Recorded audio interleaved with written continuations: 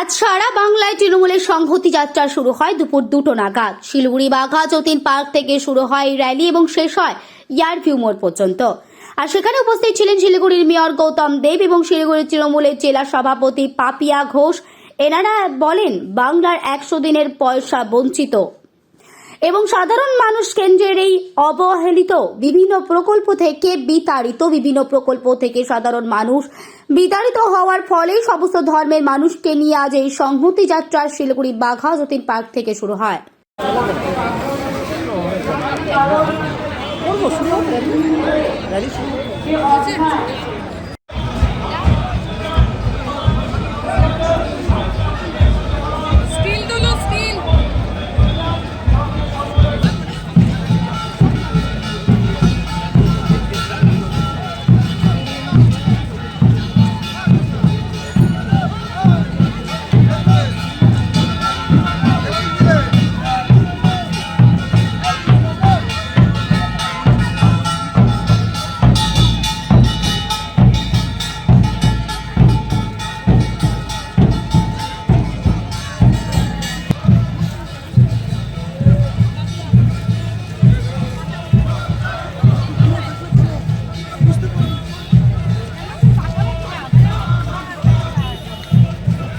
শিলিগুড়ি থেকে বাপি অধিকারীর report, news 24x7 TV.